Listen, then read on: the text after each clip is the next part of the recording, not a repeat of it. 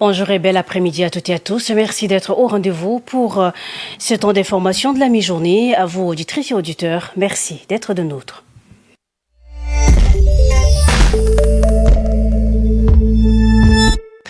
Il vous souviendra que le gouvernement a donc organisé un séminaire national sur la décentralisation, un séminaire ouvert le 21 juillet dernier ici même à N'Djamena et au troisième jour des consultations nationales. La problématique du financement des collectivités autonomes a été donc au centre des échanges. Il s'agit donc de la gestion financière et comptable, transfert de compétences, mécanismes de mobilisation et de contrôle des ressources, autant de thématiques abordées en vue d'une meilleure gouvernance économique locale. Ferida Ketem et Alphonsine Madilem se sont penchés sur cet aspect. Leur reportage.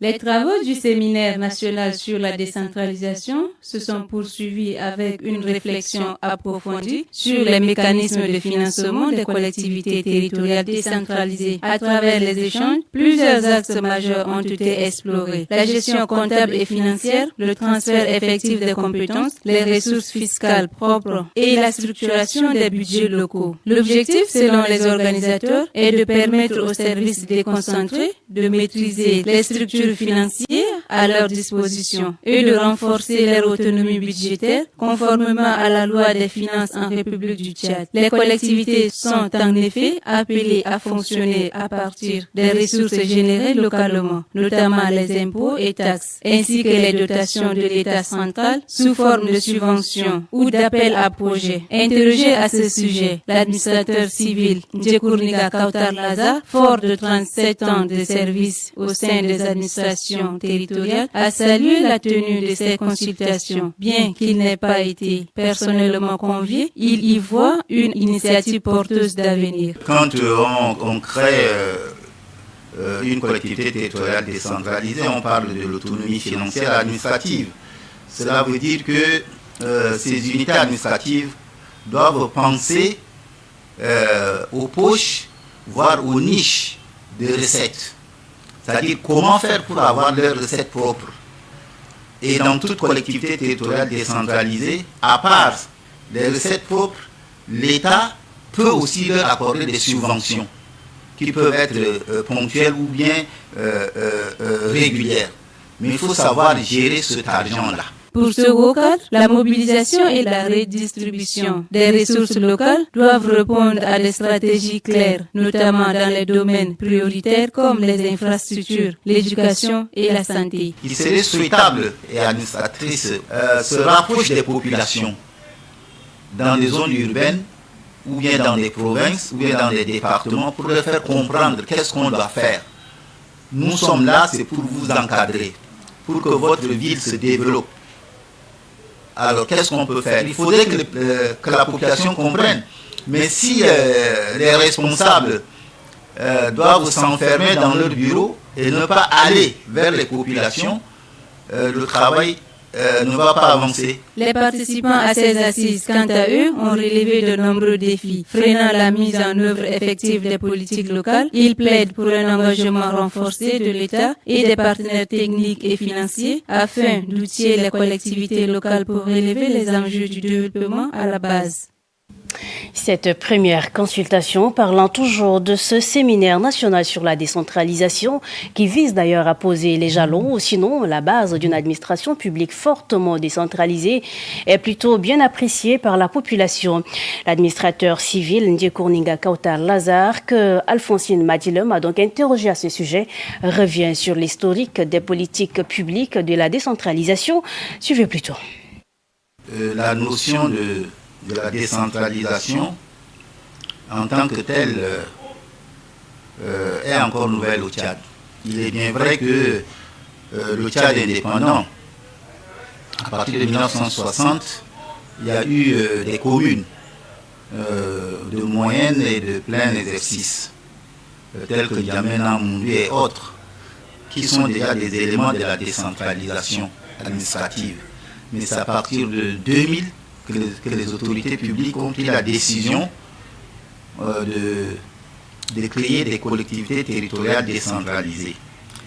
Et selon la loi numéro 2/PR, barre 2000 du 16 février 2000 portant un statut des collectivités territoriales décentralisées. En son article 1, cette loi dispose que les collectivités territoriales décentralisées de la République du Tchad sont les communautés rurales, les communes, les départements, les régions qui sont devenues maintenant des provinces.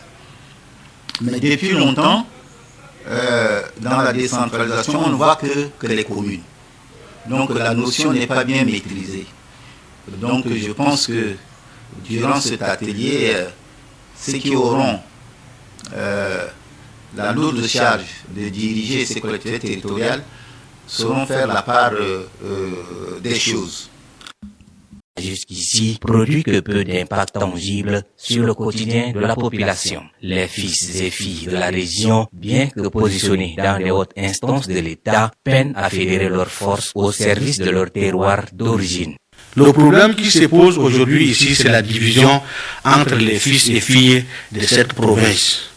Ça veut dire quoi? Ça veut dire que ce que nous faisons, c'est pas la politique de développement, mais c'est la politique du ventre, comme l'homme de la rue le dit. C'est-à-dire que chacun vise simplement ses propres intérêts. Ou bien il regarde autour de lui ses enfants ou bien ses frères, mais on ne regarde pas l'intérêt de la province. On ne peut pas parler de développement tant qu'on n'est pas unis, puisque chacun vise simplement ses propres intérêts. Quand j'ai déjà la poche pleine, je ne dis plus rien. Et le développement, ce n'est pas mon problème. C'est comme ça, quand vous regardez aujourd'hui, rien ne marche. Pendant que les cadres de la province se livrent à des querelles intestines, les routes se dégradent, les écoles tombent en ruine, les centres de santé manquent du nécessaire et les jeunes sombrent dans le chômage. Le diagnostic est sans appel. Le développement est en panne, paralysé par l'inaction et la division des élites locales. Face à cette situation, des voix se lèvent pour réclamer une prise de conscience collective. Tant que nous-mêmes, fils de la localité, nous ne prenons pas les affaires entre nos mains, rien ne marchera. Parce que tout ce qui viendra, on va toujours détruire. Quand il y a un problème de développement, il ne faudrait pas qu'on regarde nos couleurs politiques, qu'on laisse nos couleurs politiques, qu'on réfléchisse, qu'on est après tout d'abord des frères et des sœurs. Là, ça pourra aller. Mais quand on reste là, regarder les couleurs politiques, ça ne marche pas. Moi, je pense que quelqu'un qui réfléchit, quelqu'un qui fait la politique de développement, s'il y a un frère qui a amené quelque chose de concret, voilà, c'est un projet, je pense que c'est bon, il ne faut pas regarder sa couleur politique. Il faut l'encourager. Il faut s'associer à cette personne-là pour que la chose puisse se développer et qu'on arrive à un développement. Rencontré à Pala, Pierre, un jeune d'une trentaine révolue, engagé, va plus loin. Il appelle à une responsabilité active des cadres ressortissants de la province. Le développement du Mayo-Kébi-Ouest ne saurait dépendre exclusivement de l'État central. Nos élites doivent investir localement, soutenir des projets concrets, créer de l'emploi et devenir des véritables levier de progrès. L'heure est à l'unité, à la vision et surtout à l'action. Car sans engagement des siens, une province aussi riche soit-elle reste condamnée à l'immobilisme.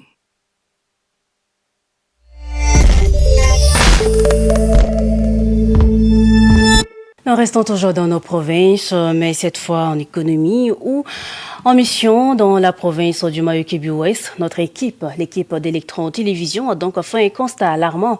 L'état de la route reliant Kélo-Pala ou sinon Pala-Léré constitue un véritable frein à l'épanouissement économique et social de la région.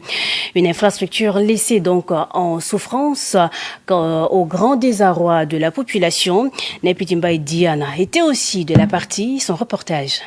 À peine a-t-on quitté la ville de Kélo que le décor change brutalement. Le bitume se fait rare, parfois inexistant. Là où devrait s'étendre une voie, les communications structurantes ne subsistent qu'en rubans sablonneux criblés de nids de poules. Le trajet Kélo-Pala-Léré, qui devrait se parcourir en quelques heures, devient un périple exténuant, parfois long d'une journée entière. Ces tronçons, vital pour les échanges économiques et la circulation des biens et des personnes, est aujourd'hui synonyme de calvaire. véhicules personnels comme transport en commun y subissent une usure accélérée et les répercussions sur le quotidien des habitants sont immenses. L'économie locale, majoritairement agricole, pâtit de cet enclavement. Les produits vivrières, difficilement acheminés vers les centres de consommation, perdent de leur valeur. Le manque d'accessibilité complique aussi l'accès aux services sociaux de base. Une urgence médicale peut devenir un drame faute de routes praticables pour atteindre à temps un centre de santé. L'école, elle aussi, devient un luxe pour les enfants des zones reculées. Les habitants, interrogés, expriment leur désarroi face à cette situation qui perdure. Ils pointent du doigt la lenteur inquiétante des travaux de réhabilitation engagés par une société dont l'efficacité reste questionnable. Pourquoi cette inertie? L'interrogation demeure entière. Pour beaucoup, l'amélioration de cette route symbolise plus qu'un simple confort. Elle représente un espoir de désenclavement, de prospérité et de dignité retrouvée. Il devient impératif que les autorités nationales, les collectivités décentralisées et les partenaires au développement conjuguent leurs efforts pour sortir le Mayo-Kébu-Ouest de cet isolement. Alors que le Forum national sur la décentralisation s'achève demain, l'on espère que ces recommandations se traduisent en actes concrets, notamment par un transfert réel de compétences et de ressources vers les provinces. Car, au-delà des discours, c'est la concrétisation du projet de la route Kélo-Pala-Léré qui redonnera foi et dignité à toute une population, que les cadres et élites de la région entendent enfin le cri de détresse des leurs, qu'ils se mobilisent pour que cette route de la souffrance devienne enfin celle de l'espoir. Il y va du développement, mais aussi de la justice territoriale.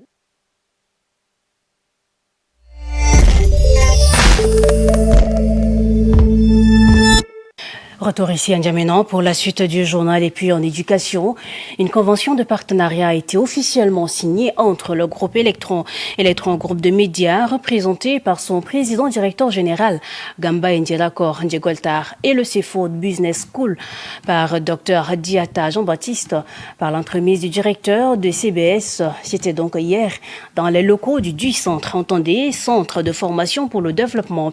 Fulbert Oumano était de la partie. Il nous fait le point avec le récit de Chanel Alao.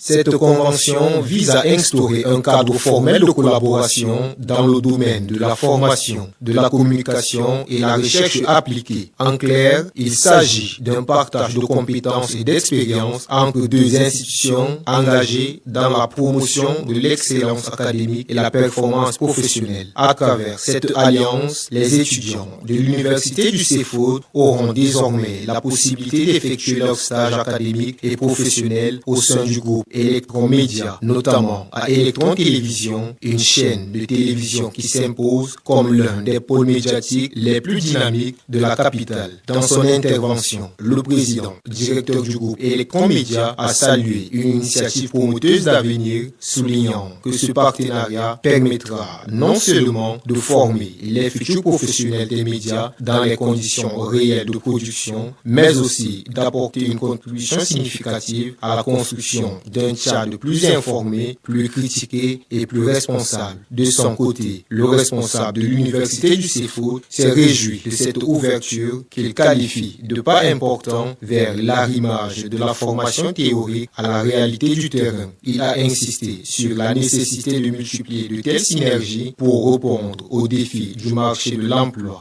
On peut bénéficier bel et bien de votre expertise parce que, comme vous le savez, une chose est ce que l'on apprend dans les quatre murs, une autre est l'apprentissage qui se trouve sur le terrain, parce que c'est là où le terrain, le monde réel vient mettre en cause souvent une certaine illusion qu'on a vis-à-vis des théories qu'on a acquises. Et vous l'avez mentionné aussi, les compétences des étudiants qui viennent en stage. Je peux vous garantir qu'on ne vous enverra pas des étudiants parfaits, mais nous espérons qu'ils trouveront chez vous des aînés aguerris dans ce qu'ils font, pour les aider à devenir des professionnels. Mais aussi nous comptons sur vous pour avoir le retour qu'il faut pour que nous puissions corriger nos curriculums. Je l'avais mentionné lors de notre rencontre, que pour nous c'est un aspect fondamental. Si on doit faire la différence, c'est vraiment en essayant de trouver une stratégie qui permette qu'on puisse avoir les retours nécessaires, pas simplement en question en termes de discipline, c'est déjà bon pour l'étudiant, mais nous, en tant qu'institution, si on doit continuer à faire la différence, à mettre à jour nos connaissances, nos curriculums, ce sera grâce au retour qu'on aura de vous. En tout cas, merci encore une fois de plus pour avoir accepté cette initiative. Cette convention vient renforcer les liens entre le monde académique et le monde professionnel. Elle symbolise une volonté commune de créer des passerelles entre la formation et l'insertion, entre la théorie et la pratique au bénéfice de la jeunesse tchadienne.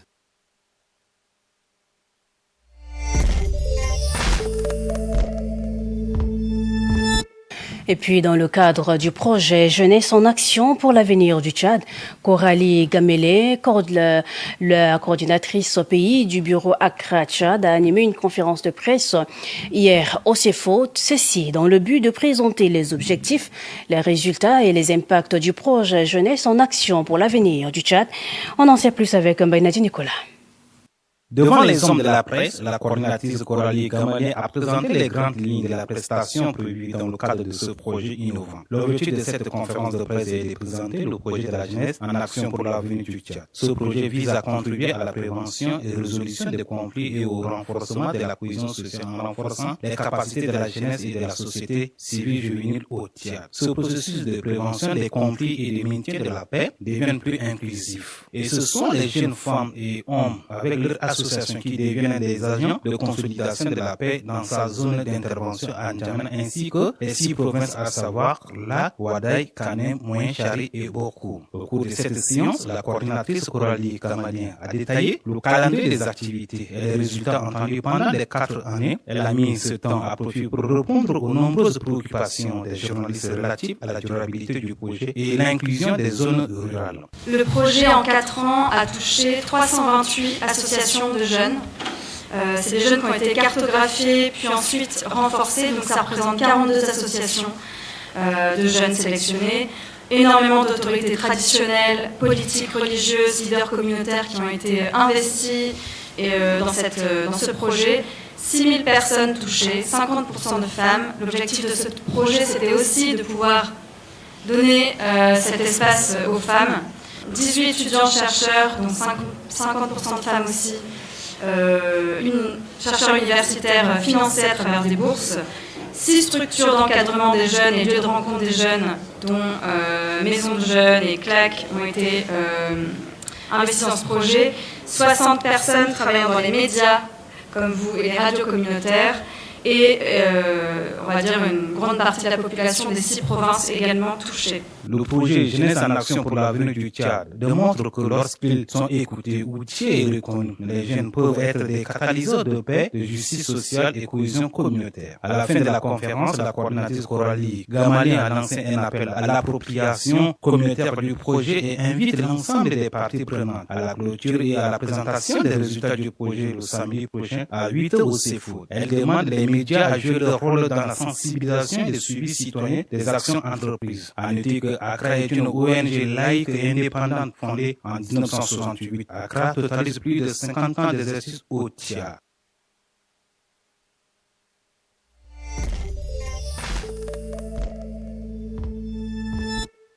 En santé, manger équilibré signifie donc adopter une alimentation variée où tous les aliments ont leur place. L'idée est d'ajuster la fréquence et la quantité selon le type d'aliments consommés. Manger équilibré permet également de varier les saveurs, les couleurs et les textures pour maximiser le plaisir dans l'assiette. Mosgadimba et Anastasie s'est donc intéressée à ce sujet. Elle nous fait le point avec le récit de Roséline Andikourba. Dans un contexte où les maladies chroniques gagnent du terrain, manger équilibré n'a jamais été aussi crucial. Une alimentation saine repose sur la variété des groupes alimentaires, leur juste proportion et une fréquence adaptée. Intégrer fruits, légumes, céréales complètes et légumineuses dans ces repas quotidiens permet de renforcer les défenses naturelles tout en apportant l'énergie nécessaire au fonctionnement du corps. Les fruits à faible densité caloriques comme la pastèque, les fraises, le melon ou le sud-pont sont particulièrement recommandés. Leur apport nutritif est élevé tandis que leur charge énergétique reste faible. À l'inverse, des fruits plus riches comme la banane, bien qu'excellents pour l'effort physique, doivent être consommés avec modération. Côté légumes, ceux à feuilles vertes comme les épinards jouent un rôle clé dans la lutte contre l'inflammation et la prévention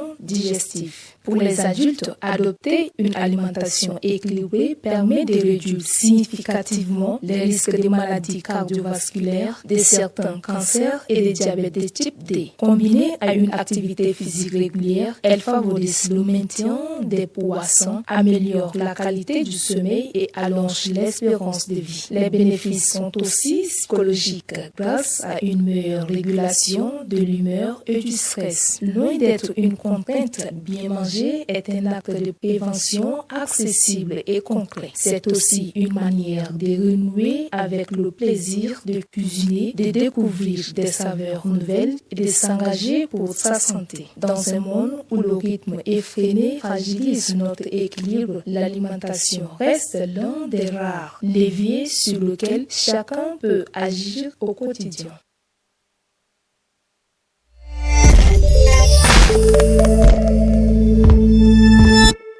Et puis dans le reste de l'actualité, le promoteur de World Dream Investment Programme, WDI Ndolé City Sikum Dibamba, phase 1 du projet intégré, Abraham Junior Ngosso a donc présidé hier 24 juillet une réunion.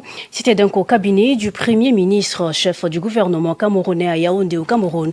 Il s'agit d'une réunion préparatoire à la signature de la tripartite recommandée par la Banque des États de l'Afrique centrale.